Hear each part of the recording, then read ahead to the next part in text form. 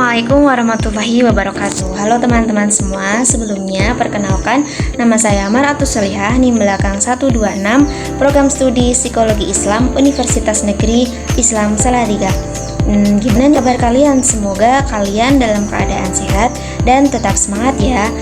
Di video kali ini akan mereview sebuah buku yang menurut saya cukup menarik, terutama buat kita yang ingin memahami psikologi bukan hanya dari sisi pikiran dan perilaku, tetapi juga dari sisi spiritualnya. Buku yang saya review berjudul Psikologi Islam karya Bapak Agus Hermawan, SPDI MA selaku dosen pengampu mata kuliah Psikologi Islam. Namanya itu terdiri dari 132 yang ternyata isinya itu membahas hal yang cukup penting, terutama tentang bagaimana Islam memandang manusia, jiwa, kesehatan mental, sampai terapi dalam perspektif Islam.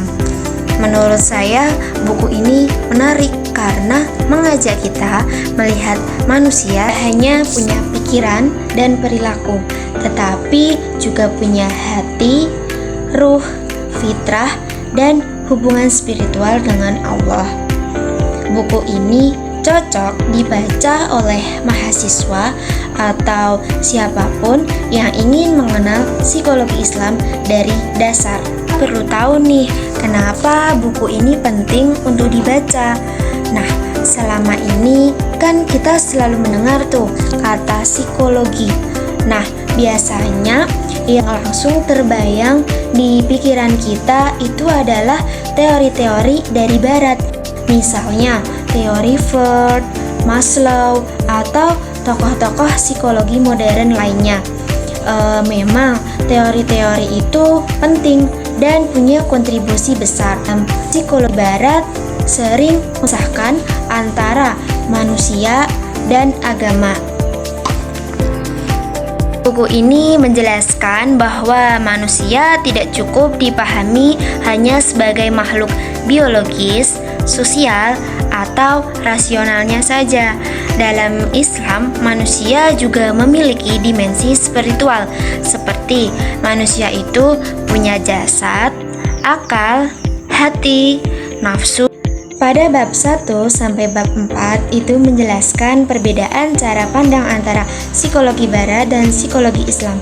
Kalau psikologi barat itu cenderung bersifat sekuler dan materialistik, tapi psikologi Islam memandang manusia sebagai makhluk yang punya hubungan langsung dengan Allah.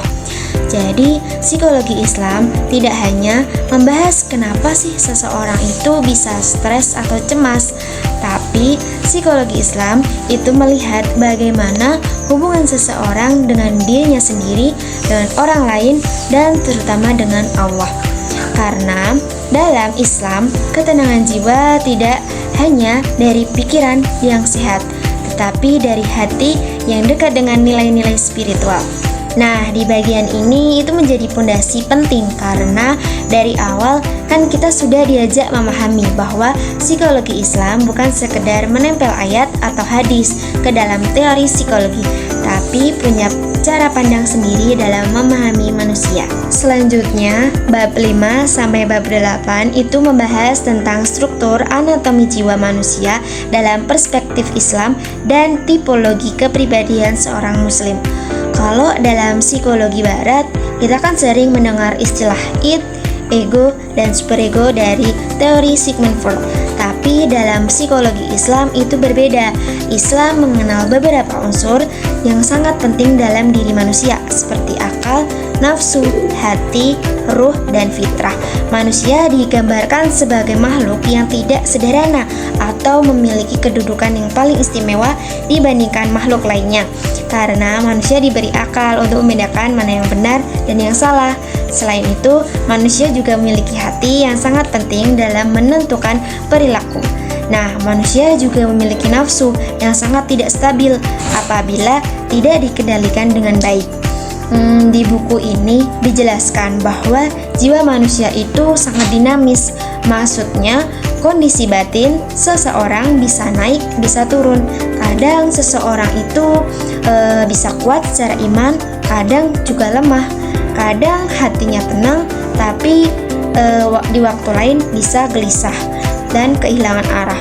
Kepribadian dalam Islam tidak hanya diukur dari perilaku luar, tetapi juga dari kualitas iman, keikhlasan, dan kedekatan seseorang kepada Allah.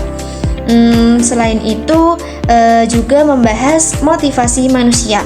Kalau dalam teori Maslow, manusia itu digerakkan oleh kebutuhan dasar seperti makan, rasa aman, cinta, penghargaan, dan aktualisasi diri. Dalam psikologi Islam ada dorongan yang lebih tinggi, yaitu motivasi spiritual. Motivasi spiritual ini membuat seseorang melakukan kebaikan bukan hanya karena ingin dipuji, dihargai, atau mendapat keuntungan, tetapi karena ingin memperoleh ridho Allah. Selanjutnya di bab 9 sampai bab 15 itu membahas kesehatan mental dan psikoterapi Islam. Dalam Islam, orang yang sehat secara mental itu bukan hanya orang yang tidak mengalami gangguan jiwa, tapi kesehatan mental adalah orang yang mampu menjaga keseimbangan dirinya. Pikirannya tetap jernih, hatinya lebih tenang, perilakunya terarah, dan imannya itu tetap menjadi pegangan ketika menghadapi masalah hidup. Di bagian buku ini tidak hanya membahas teori, tetapi menjelaskan bentuk-bentuk terapi dalam Islam, misalnya ibadah, doa, zikir, dan tazkiyatun nafs atau penyucian jiwa. Ibadah itu tidak hanya dipahami sebagai kewajiban, tetapi sebagai sarana untuk menenangkan jiwa.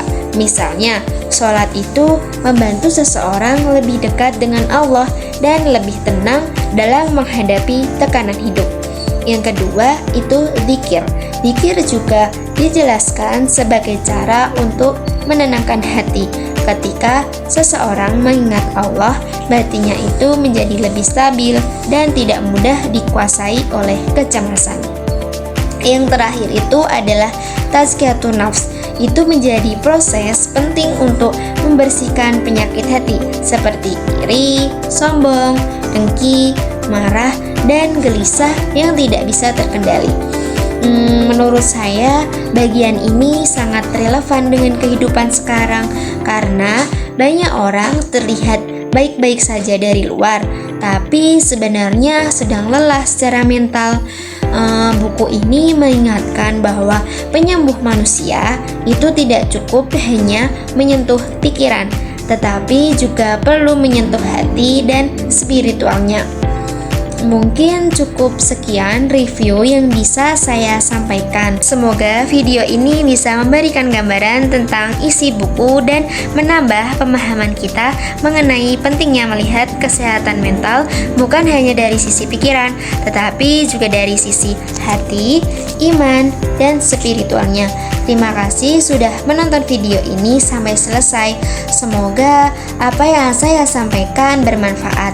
Mohon maaf apabila masih terdapat kekurangan dalam penyampaian saya. Wassalamualaikum warahmatullahi wabarakatuh.